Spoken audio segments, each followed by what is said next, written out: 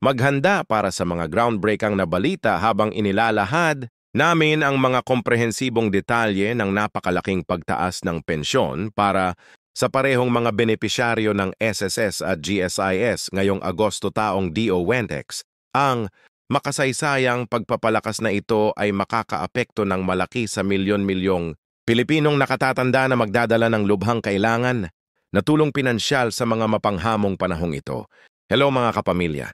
Ang mga ngayon ihahatid namin sa iyo ang pinakaabang balita na magpapasaya sa buhay ng milyon-milyong Pilipinong nakatatanda at pensyono. Sa wakas natapos na ang paghihintay dahil parehong opisyal na kinumpirma ng Social Security System at ng Government Service. Insurance System ang pagpapatupad ng malaking pagtaas ng pensyon simula Agosto taong 2025 bago tayo sumisid ng malalim sa mga pagbabagong ito sa pagbabago ng buhay. Huwag kalimutang pindutin ang subscribe button nating notification bell para manatiling updated sa mga pinakabagong balita tungkol sa iyong mga benepisyo at pensyon.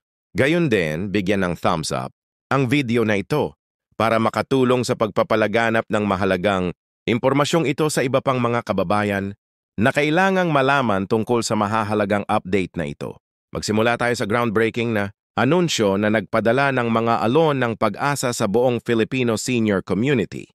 Ang Department of Finance sa pakikipag-ugnayan sa SSS at GSIS ay formal na inaprubahan ng pagpapatupad ng FAR na zero na aumento para sa mga pensioner ng SS at PH-BONG na boost para sa mga benepisyaro ng GSIS ang makasaysayang desisyon na ito ay dumating pagkatapos ng mga buwan ng maingat na pag-iisip at pagsasaalang-alang sa tumataas na halaga ng pamumuhay na nakakaapekto sa ating matatandang populasyon.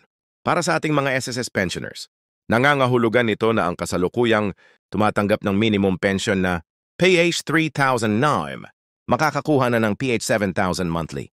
Ang pagsasa na ito ay kumakatawan sa isang makabuluhang at 33% na pagtaas, na minarkahan ang pinakamalaking solong pagtaas ng PEN sa kasaysayan ng SSS. Ang pagtaas ay nakabalangkas upang magbigay ng pinakamataas na benepisyo sa mga higit na nangangailangan nito, lalo na ang ating mga matatanda na umaasa lamang sa kanilang pensyon para sa pangaraw-araw na gastusin.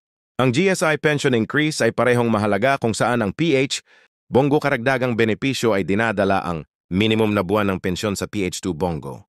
Ang pagpapahusay na ito ay kumikilala sa dedikadong serbisyo ng ating mga dating empleyado ng gobyerno at tinitiyak na mapapanatili nila ang isang marangal na pamantayan ng pamumuhay sa kanilang mga tao ng pagreretiro.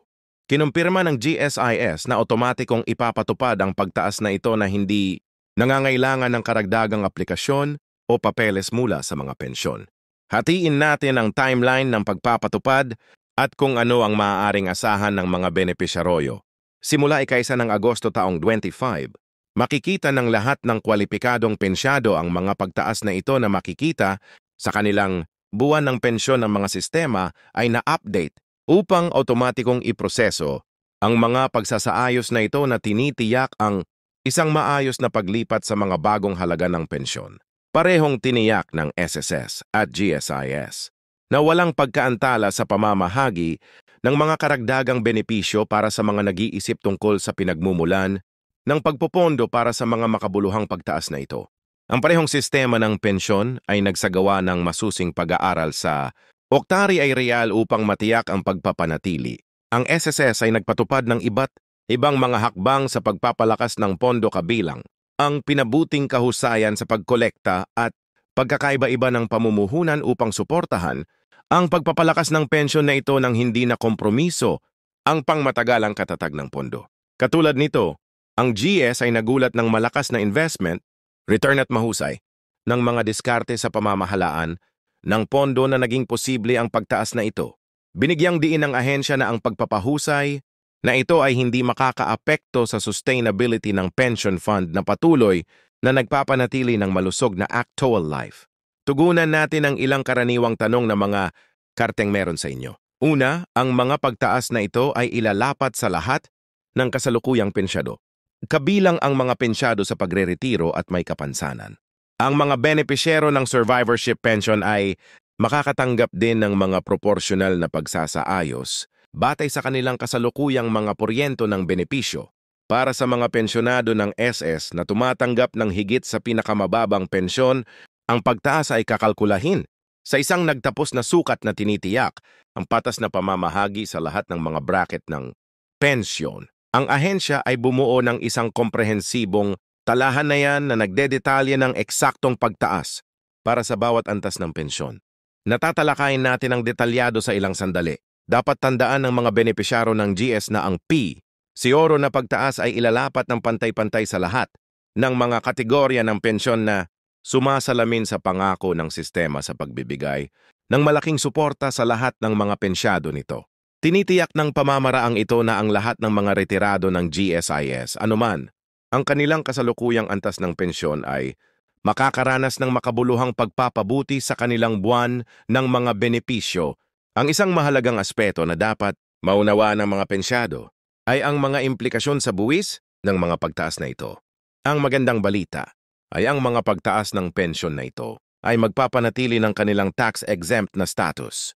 Ibig sabihin, matatanggap ng mga benepisyaro ang buong halaga ng pagtaas ng walang anumang bawas sa buwis. Ang patakarang ito ay umaayon sa pangako ng gobyerno na protektahan ang pinansyal na kapakanan ng ating mga senior citizen, kasama rin sa pagpapatupad ang mga probisyon para sa mga pensyado na may mga umiiral ng pautang o obligasyon sa alinman sa SSS o GSIS. Tiniyak ng mga sistema ng pensyon na ang mga pagtaas na ito ay hindi gagamitin upang mabawi ang mga kasalukuyang balanse ng pautang. Tinitiyak na ang mga benepisyaryo ay maaaring ganap na magamit ang karagdagang halaga para sa kanilang pangaraw-araw na pangangailangan at gastos. Sa mga agyana na matungkol sa oras ng pagpoproseso at mga kinasilangan sa dokumentasyon, ang parehong ahensya ay nag-streamline ang kanilang mga system upang otomatikong mahawakan ang mga pagsasaayos na ito. Animens Hyde ay kailangang bumisita sa mga tanggapan ng SSS o GSIS o magsumiti ng anumang karagdagang mga dokumento upang matanggap ang mga pagtaas na ito.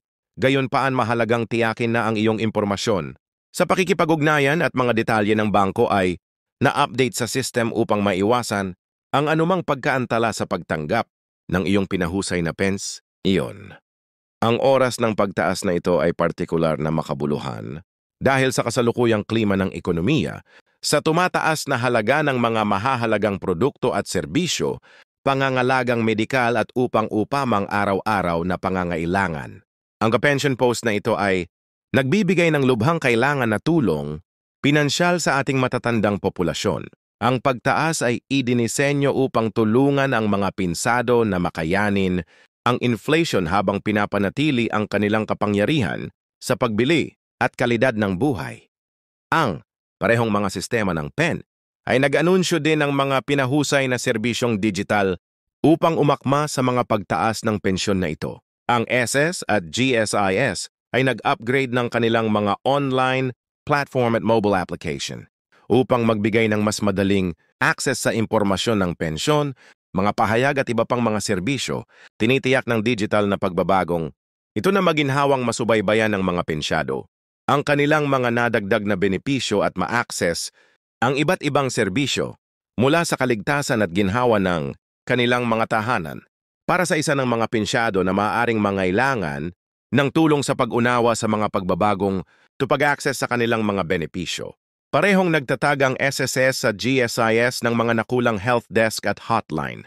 Ang mga serbisyong ito ng suporta ay magagamit ng mga pinahabang oras upang matugunan ang mga katanungan, magbigay ng gabay tungkol sa mga pagtaas ng pensyon at mga kaugnay na alalahanin. Ang pagtaas ng pensyon ay kasama rin ang mga karagdagang benepisyo para sa ating mga nakatatanda.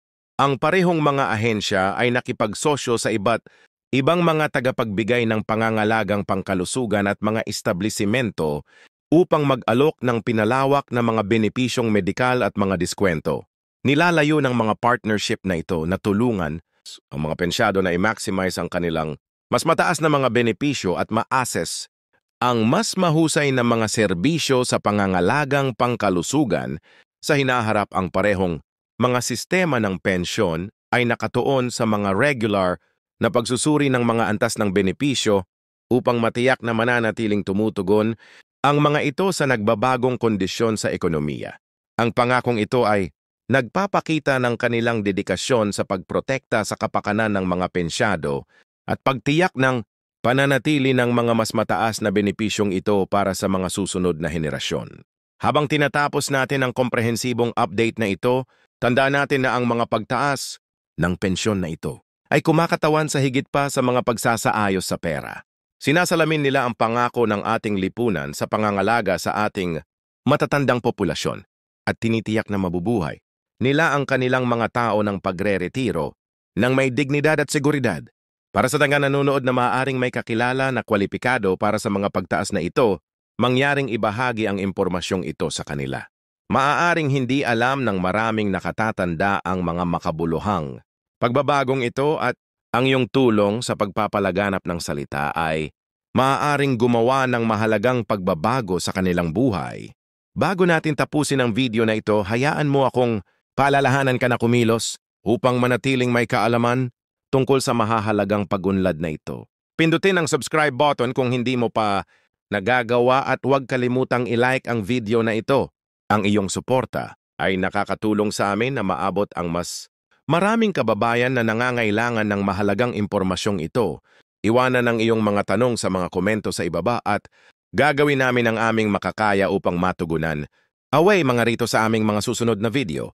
Tandaang i-click ang notification bell upang matiyak na hindi mo mapalampas ang anumang mga update tungkol sa mga pagtaas ng pensyon na ito at iba pang mahahalagang anuns ng benepisyo. Thank you for watching mga kapamilya. Stay tuned for more detailed updates about this historic pension in crisis and other news that matters to you and your family.